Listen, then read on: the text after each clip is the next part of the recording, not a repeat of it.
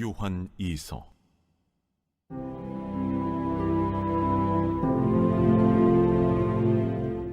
장로인 나는 택하심을 받은 부녀와 그의 자녀들에게 편지하노니, 내가 참으로 사랑하는 자요 나뿐 아니라 진리를 아는 모든 자도 그리하는 것은 우리 안에 거하여 영원히 우리와 함께할 진리로 말미암음이로다. 은혜와 긍휼과 평강이 하나님 아버지와 아버지 아들 예수 그리스도께로부터 진리와 사랑 가운데서 우리와 함께 있으리라. 너의 자녀들 중에 우리가 아버지께 받은 계명대로 진리를 행하는 자를 내가 보니 심히 기쁘도다. 부녀여, 내가 이제 내게 구하노니 서로 사랑하자. 이는 새 계명같이 내게 쓰는 것이 아니요 처음부터 우리가 가진 것이라. 또 사랑은 이것이니 우리가 그 계명을 따라 행하는 것이요 계명은 이것이니 너희가 처음부터 들은 바와 같이 그 가운데서 행하라 하심이라. 미혹하는 자가 세상에 많이 나왔나니 이는 예수 그리스도께서 육체로 오심을 부인하는 자라. 이런 자가 미혹하는 자요 적 그리스도니, 너희는 스스로 삼가 우리가 일한 것을 잃지 말고 오직 온전한 상을 받으라. 지나쳐 그리스도의 교훈 안에 거하지 아니하는 자는 다 하나님을 모시지 못하되, 교훈 안에 거하는 그 사람은 아버지와 아들을 모시느니라. 누구든지 이 교훈을 가지지 않고 너희에게 나아가거든 그를 집에 들이지도 말고 인사도 하지 말라. 그에게 인사하는 자는 그 악한 일에 참여하는 자임이라. 내가 너희에게 쓸 것이 많으나 종이와 먹으로 쓰기를 원하지 아니하고 오히려 너희에게 가서 대면하여 말하려 하니, 이는 너희 기쁨을 충만하게 하려 함이라. 택하심을 받은 내 자매의 자녀들이 내게 문안하느니라.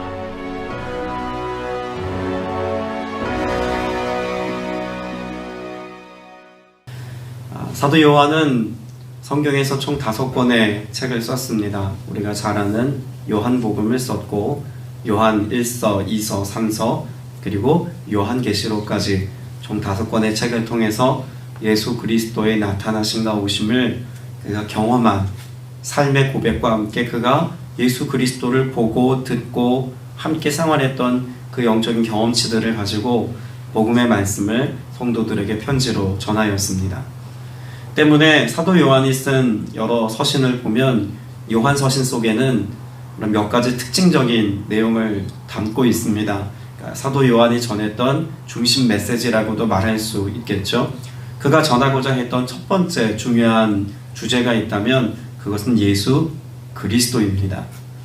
그는 예수님과 함께 제자 그룹 안에서 오랜 세월을 함께 지냈습니다. 먹고 마시고 생활했고 예수 그리스도의 가르침과 교훈을 생생하게 기억하고 있는 사람이었습니다. 특별히 요한복음의 말씀을 우리가 보면 마태, 마가, 누가복음에 기록되어져 있지 않은 누락된 혹은 첨언해야 될 복음의 메시지를 요한은 잘 담아두었다가 그런 다른 복음서에서 말하지 않은 예수 그리스도의 교훈과 가르침을 더 세세하게 또 중요하게 강조하여 가르치고 있는 것을 볼 수 있습니다.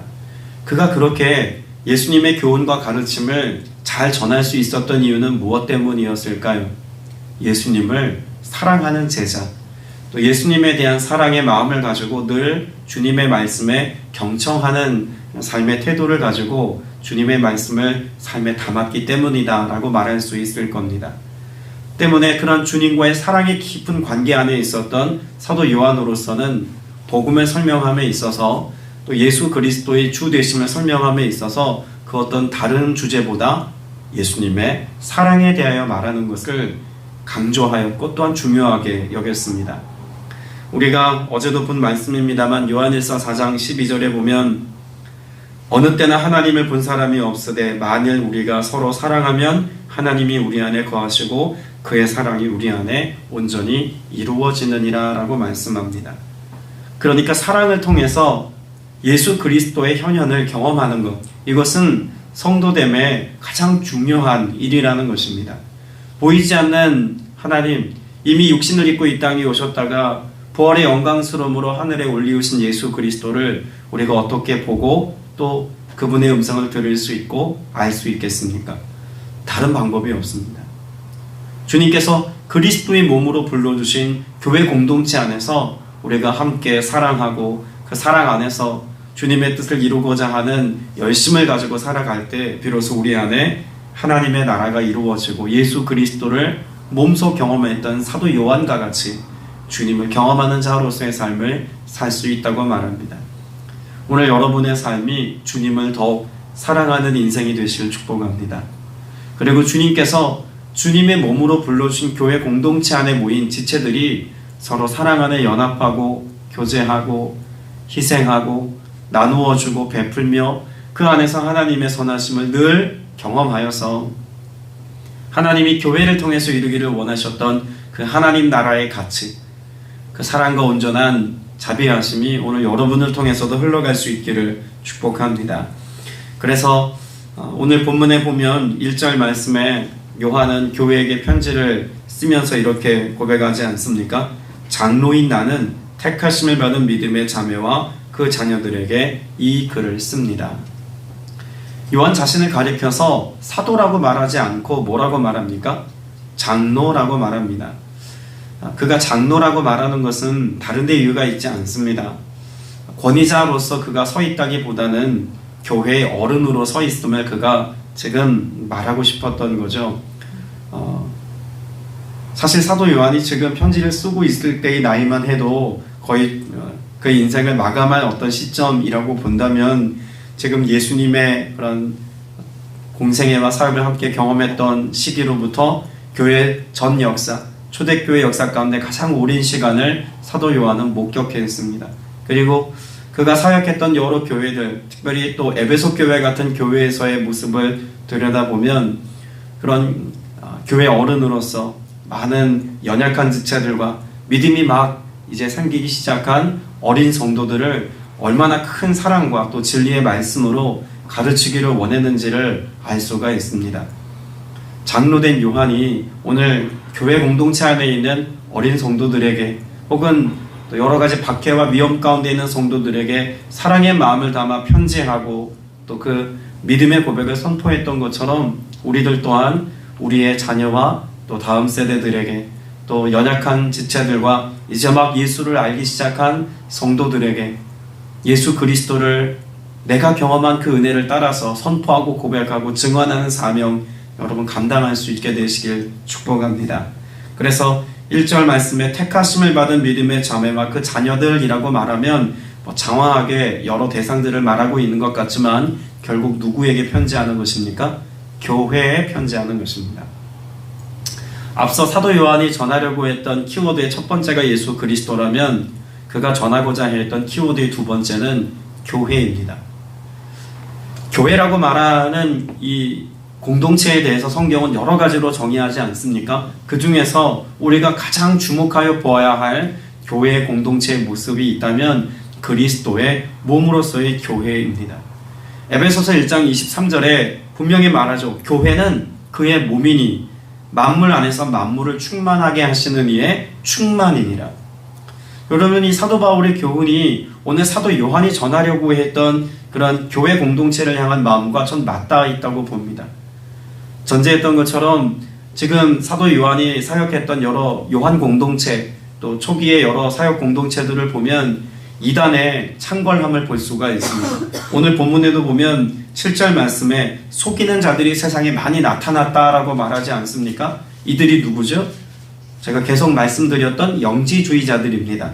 이 영지주의자들의 가르침을 뒤에 한마디로 이렇게 요약합니다. 그들은 예수 그리스도께서 육신을 입고 오셨음을 고백하지 않습니다. 라고 말합니다. 그러니까 이 땅에 예수 그리스도는 어떤 분으로 오셨다고 영지주의자들은 이해했을까요? 예수라는 인간의 삶에 어느 시점까지를 살다가 그리스도이신 그 영이 예수의 몸에 들어왔다는 것입니다. 그리고 예수님이 십자가에 달리셨을 때 그 즈음에 그리스도의 영은 떠나가고 육신으로서의 그런 예수만 그런 어떤 믿음의 삶을 결단했던 한 청년이 십자가에 달려 죽은 것으로 이해한 것입니다. 그러니까 예수와 그리스도를 철저하게 분리해서 생각했다는 것이죠. 그래서 예수 그리스도의 성육신을 인정하지 않았던 것입니다. 이런 가르침으로 인해서 교회 안에 여러 혼란이 있었고 또 이단의 여러 도전으로 인하여서 교회 안에 위기가 있었다는 것을 이야기하죠. 그래서 8절에 보면 여러분은 스스로 삼가서라고 말합니다. 여기 여러분이라고 말하는 것은 교회입니다. 교회는 삼가서, 삼가한다는 것이 무엇일까요? 잘 분별하고 또 집중력 있게 예수 그리스도를 바라보고 따라가는 삶을 이야기하는 것입니다.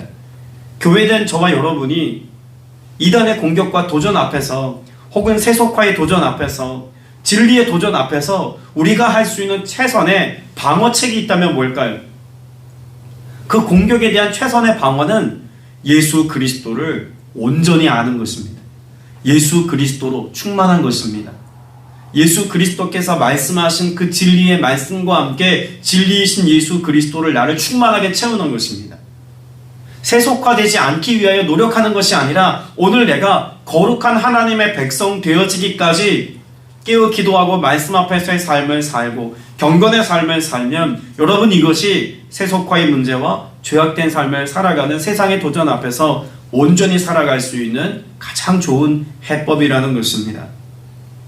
오늘 저와 여러분이 그와 같이 주님 앞에서 경건하며 살고자 할 때 주님이 우리를 통해서 하나님이 말씀하시고자 하시는 복음을 선포해야 하십니다. 사도 요한이 전하였던 세 번째 키워드가 바로 복음입니다. 사도 요한은 무엇보다도 교회 공동체 안에 복음이 선포되어지고 복음에 합당한 열매를 맺고 또 그 복음의 열매를 통해서 세상에 나아가 그 열매로 복음을 전하는 공동체가 되기를 원하였습니다. 오늘날의 교회도 늘 무엇을 마음에 두고 살아야 한다는 이야기일까요? 복음의 말씀을 늘 묵상하고 그 복음의 말씀에서 벗어나지 않는 그런 신앙적인 교훈과 가치를 따라서 오늘을 살아가는 것이 너무나 중요하다는 것입니다. 여러분, 복음의 내용을 설명할 수 있는 말들은 여러 가지가 있겠습니다만 3절 말씀에 보면 하나님 아버지와 그리스도의 아들 예수 그리스도께서 내려주신 은혜와 자비가 라고 말합니다. 은혜와 자비. 여러분, 그리스도의 복음을 설명할 수 있는 가장 온전한 두 단어가 있다면 저는 은혜 그리고 자비라고 생각합니다. 여러분, 은혜는 무엇입니까? 내가 할 수 없는 것에 대한 하나님의 이루심입니다. 내 스스로 죄의 문제를 해결할 수 없는 이것을 하나님이신 예수 그리스도께서 오셔서 육신을 입고 이 땅에 오셔서 대신하여서 죄 없으신 예수님께서 십자가의 죽으심으로 죄의 문제를 해결해 주신 것이 은혜입니다. 믿음으로 말미암아 구원받음도 은혜요. 또한 그와 같은 구원받은 하나님의 백성이 되어 오늘을 살아갈 수 있도록 성령께서 나를 성전 삼으시고 임재해 주심도 은혜입니다.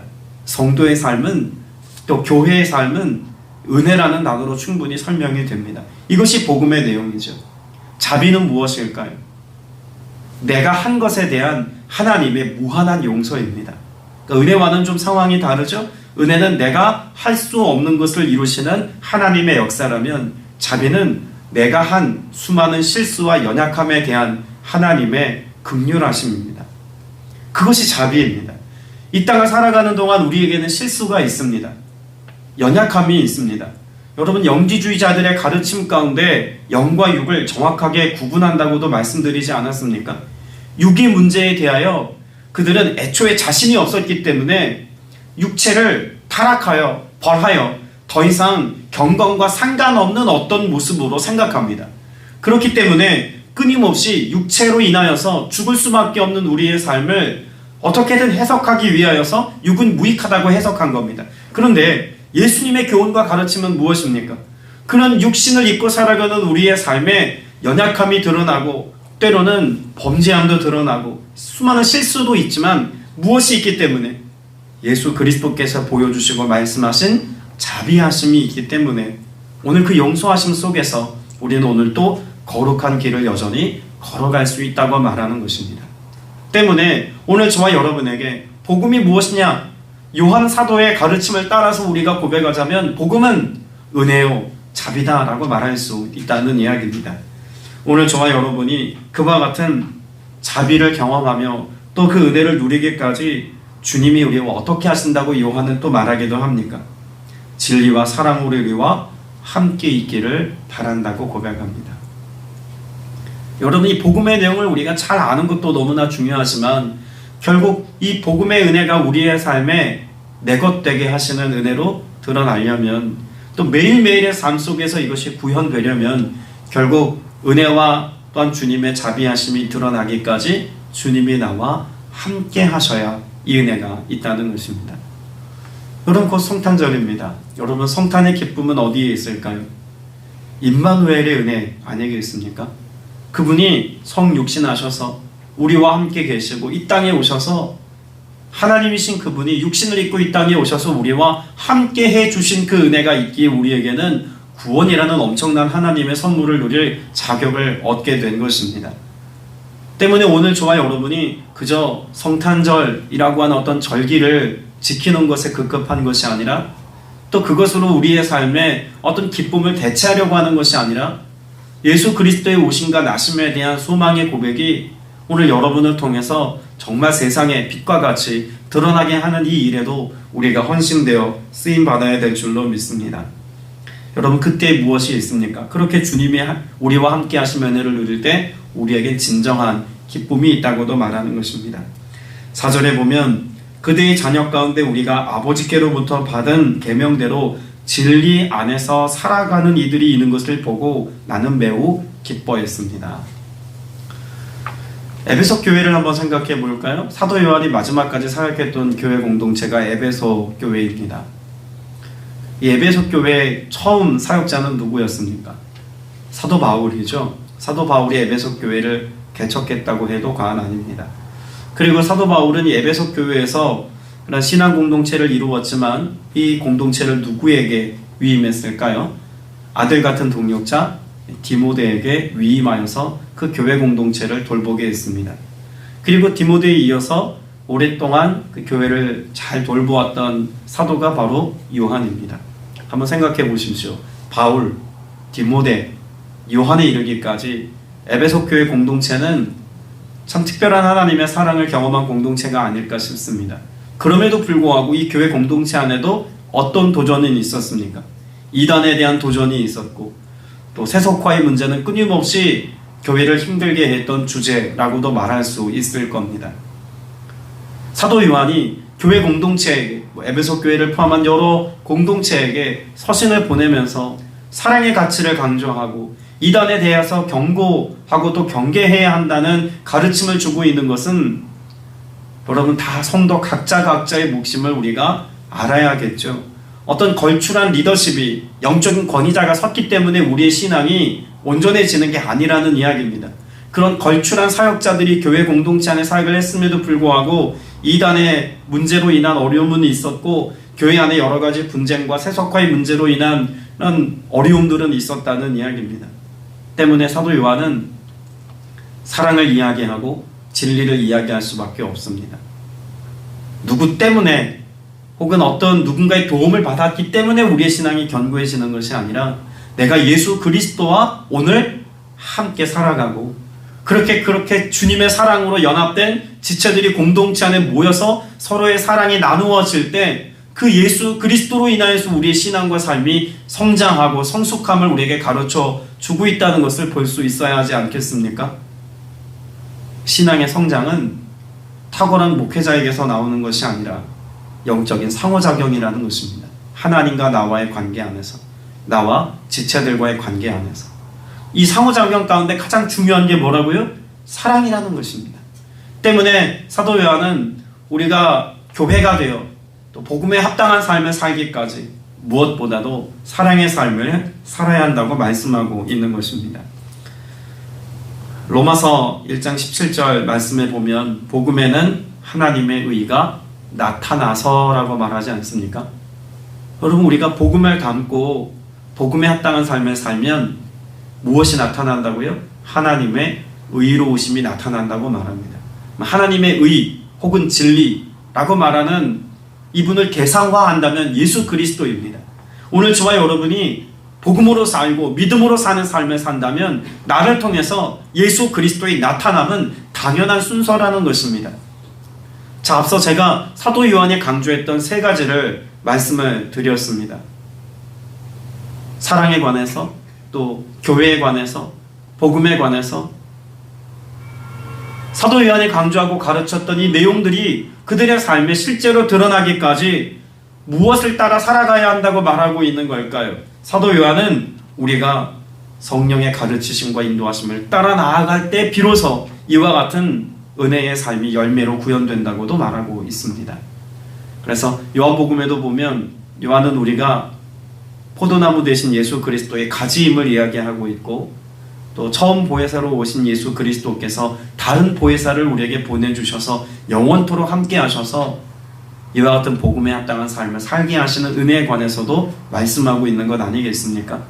오늘 여러분에게도 주님의 은혜가 이렇게 드러날 수 있게 되시기를 바랍니다. 세상에 휩쓸려 살아가는 자가 아니라 내 안에 계신 예수 그리스도의 말씀을 쫓아 살아가는 은혜가 있기를 바랍니다. 말씀을 정리하면서 12절 말씀을 같이 보기를 원합니다. 12절 말씀 중반부부터 보면 내가 바라는 것은 여러분에게 가서 얼굴을 마주보고 말하여 우리의 기쁨을 넘치게 하는 것입니다 라고 말합니다. 앞서 나오는 8절부터 9절, 10절 또 11절까지 말씀을 보면 당시 순회 교사들에 관한 이야기를 말하고 있습니다. 당시에는 사도들만이 아니라 복음의 내용을 가르치는 많은 영적인 교사들이 가정에서 모이는 가정교회, 또 혹은 여러 가정들이 함께 모여서 예배드렸던 그런 초기의 공동체 안에 가서 말씀을 가르쳤습니다. 그런데 이 말씀을 가르치는 자들 가운데는 거짓 교사들이 있었다는 이야기죠.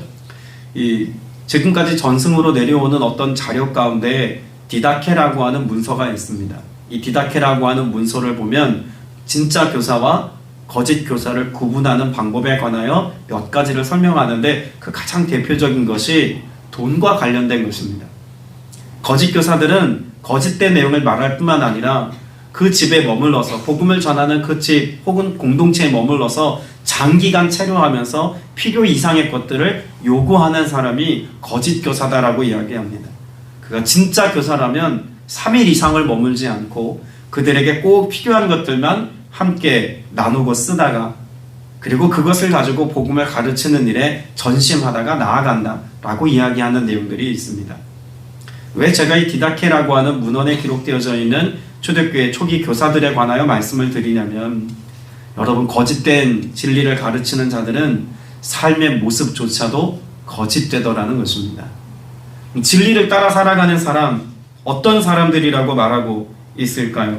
오늘 말씀에 보면 9절 후반부에 그 가르침 안에 머물러 있는 사람은 아버지와 아들을 다 모시고 있는 사람입니다. 여러분, 앞서 12절 말씀부터 우리가 보았습니다. 왜 얼굴을 마주보고 말하는 기쁨이 넘치기를 바랬을까요? 내 안에 계신 예수 그리스도, 내가 만난 예수 그리스도, 그 복음의 진리를 복음의 진리로만 나누는 기쁨이 이 공동체 안에 있었기 때문에 이와 같은 가치를 따라 나아가려고 했다는 것입니다. 거짓 교사들이 가르쳤던 거짓 메시지, 또 그들이 추구하였던 그들의 주머니를 채우고 그들의 배를 불리게 하려고 했던 이런 위선되어지고 잘못된 길로 교회 공동체가 나아가는 것을 요한은 막아서고 또한 그렇게 되지 않기 위해서 편지한 것입니다. 저는 여러분 한 사람 한 사람이 우리 성복순복음교회가 진리를 따라 살기를 원하고 또 주님께서 원하시는 거룩한 공동체가 되기를 소망합니다. 우리의 것을 채우고 내 것을 채우는 교회가 아니라 정말 예수 그리스도의 사랑을 가지고 성도들 안에 사랑의 교제가 일어나고 내 이웃을 내 몸과 같이 사랑하여서 구제하고 베풀고 나누는 삶을 실천할 수 있는 교회, 그런 성도가 되어서 하나님께 기쁨 되어지는 은혜와 진리가 충만한 성도들 다 되시기를 주님의 이름으로 축복합니다. 기도드리겠습니다. 은혜가 풍성하신 아버지 하나님, 우리가 복음에 합당한 생활을 하기를 간절히 소망합니다. 몸된 그리스도의 교회가 되어 오늘을 살아가기를 원합니다. 예수 그리스도의 십자가 사랑 대속의 은혜가 우리의 삶을 통해서 세상에 바르게 흘러갈 수 있기를 원합니다. 주님의 거룩한 도구가 되게 하시고 통로가 되게 하셔서 우리를 통해서 이루기를 원하시는 바로 그 주님의 선하신 뜻이 이루어지게 하여 주시옵소서. 거짓 메시지의 생각과 마음을 빼앗기지 않게 하시고 거짓 교사들의 가르침과 같은 그런 거짓된 메시지에 우리의 삶을 내어주는 일이 없도록 주님 도와주시어서 오직 복음에 매여두며 주의 진리의 말씀을 붙잡고 성령의 인도하심을 따라 살아가는 모두가 되게 하여 주시옵소서. 한 해의 마지막 시즌을 보내고 있습니다. 주님, 이 한 해 주님의 행하신 일들을 바라보고 잘 성찰하고 새로운 한 해를 통찰하여서 주님께서 기뻐하시는 그 믿음의 길을 늘 선택하며 살아가는 삶으로 그 복음을 살아내는 믿음의 신실한 종들이 다 되게 하여 주옵소서. 성령께서 역사하실 것을 믿사오며 살아계신 우리 구주 예수 그리스도 이름으로 간절히 기도드렸사옵나이다. 아멘.